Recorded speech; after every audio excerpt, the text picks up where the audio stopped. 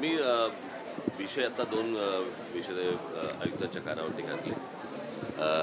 एक विषय म्हणजे मुंबई शहराच्या जमिनीखालून जाणाऱ्या ज्या केबल्स आहेत, मग त्या रिलायन्सच्या असतील, अदानीच्या असतील किंवा इतर ज्या काही आहेत. आज मुंबई महानगरपालिकेची एकूणच आर्थिक परिस्थिती काही चांगली नाही आणि अशा परिस्थितीमध्ये त्यांच्याकडनं येणारे जे पैसे आहेत ते महानगरपालिका का घेत नाही आहे. आणि त्यांनी आता सांगितलं की तो राज्य सरकारने निर्णय केलेला आहे, परंतु मला असं वाटतं की आता आयुक्तांकडनं राज्य सरकारला त्या प्रकारचं पत्र जाईल आणि महानगरपालिकेला मिळणारे जे पैसे आहेत ते घालवू नयेत महानगरपालिकेने, अशी आमची इच्छा आहे. कारण एकतर GST नंतर ऑक्ट्रा बंद झाला आहे आणि ऑक्ट्रा बंद झाल्यामुळे महानगरपालिकेवरती खूप ताण आहे. तर तो एक विषय होता. मला असं वाटतं संदीप देशपांडे तुम्हाला डिटेलमध्ये सांगतील. आणि दुसरा विषय होता तो म्हणजे महानगरपालिकांची हॉस्पिटल्स. या हॉस्पिटलवरती मुंबई महाराष्ट्रातनं येणाऱ्या पेशंट्सचा विषय नाही आहे, परंतु परराज्यांमधनं येणाऱ्या पेशंट्सचा जो विषय आहे तो इतका लोड या सगळ्या महानगरपालिकांच्या हॉस्पिटलवरती येतो आणि त्याच्यानंतर सगळे परिस्थिती बिघडते अशी. बरं, या सगळ्या गोष्टींचं ओझं व्हायला लागते मुंबई महानगरपालिकेला. म्हणजे इतर राज्यांमधनं येणाऱ्या पेशंट्सना, ते काय पेशंट नको किंवा हवेत हा विषय नाही आहे, परंतु इतर राज्यांमधले येणारे जे पेशंट्स आहेत त्या महानगरपालिका तिकडची लोक ही काही मुंबई महानगरपालिकेला काही पैसे देऊ करते का, की नुसतेच फक्त आपण पेशंट बघायचे आणि आपल्या शहरावरचा किंवा हॉस्पिटलवरचा लोड वाढवायचा आहे. तर या दृष्टिकोनातनं काही काय म्हणतात त्याला वेगळे चार्जेस काही करता येतील का, कसे करता येतील किंवा काय, या दृष्टिकोनातनं आता आमचं बोलणं झालं. दुसरीकडे तुम्ही म्हणतात की महापालिकेची आर्थिक स्थिती पैसे करता येतात. दुसरीकडे यांनी राज्य सरकारचं जवळपास 5-6 हजार येणं महानगरपालिकेचं बाकी आहे आणि 5-6 कोटी 5-6 हजार कोटी येणं बाकी आहे. आणि महसूलवाढीच्या दृष्टीनं मुंबईतील कचरा असेल या गोष्टींवरती सुद्धा महापालिका कर लावणार आहे. कचरा असेल कचरा व्यवस्थापनासाठी ते कर लावणार आहे. 100 रुपयापासून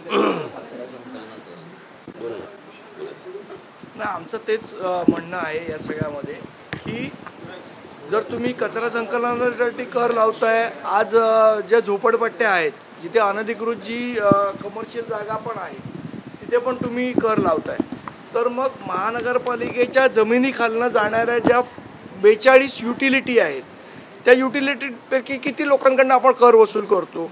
म्हणून आमची मागणी आहे की जर त्या युटिलिटीच्या खालनं ज्या गेलेल्या आहेत, मग त्या रिलायन्सच्या असतील, एअरटेलच्या असतील, कोणाच्याही असतील, त्यांच्याकडनं जर कर वसूल केला गेला तर जवळजवळ 8 ते 10 हजार कोटीचं उत्पन्न हे महानगरपालिकेला मिळू शकतं.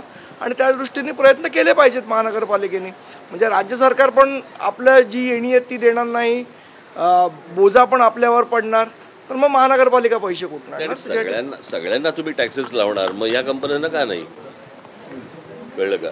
बरं, ह्या काही धर्मादाय संस्था नाही आहेत, या प्रॉफिट घेतातच आहेत, त्यांचा ते पैसे कमवतातच आहेत. मग महानगरपालिकेने पैसे का नाही घ्यायचे यांच्याकडनं, एवढा फक्त विषय आहे. आता मला असं वाटतं आयुक्त त्याच्यावरती काम करतील आणि पुढे कारण हा राज्य सरकारने घेतलेला निर्णय असल्यामुळे माझी त्यांची नोट गेल्यानंतर माझी मुख्यमंत्र्यांशी याच्यावर बाबतीत चर्चा होईल. पुढे काय होईल माहीत नाही.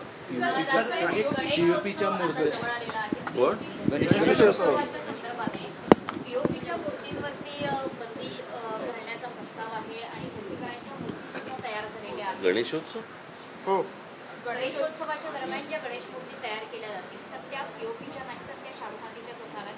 गणपती ना त्याच्यावर विसर्जनावर बंदी घालण्यात आलेली आहे, कोर्टाचा निर्देश आहे. मात्र बरेचशी गणेश मंडळं आहेत किंवा गणेश मूर्तिकार आहेत, त्यांचं काम आता सुरू झालेलं आहे, बऱ्यापैकी गणेश मूर्ती तयारही झालेल्या आहेत. ते दरवेळेच्या गणेशोत्सवाच्या काळामध्ये किंवा आधीच्या काळामध्ये हा विषय चर्चेला आहे. तर पीओपीच्या गणेश मूर्ती असाव्यात की नसाव्यात यावर नाही, मला एवढंच फक्त म्हणायचं नाही की या सगळ्या याच्यामध्ये मूर्तिकारांनी पण आता विचार केला पाहिजे की दरवेळेला जर समजा हीच गोष्ट येणार असेल तर त्यांनी गोष्टी बदलल्या पाहिजेत.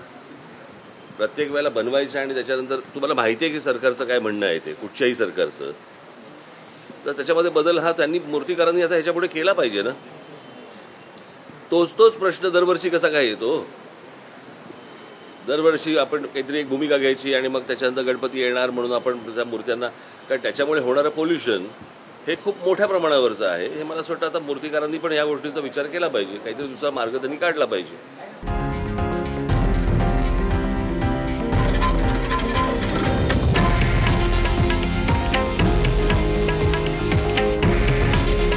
हे आहे देशातील नंबर 1 न्यूज नेटवर्क आणि आपण पाहत आहात TV9 मराठी.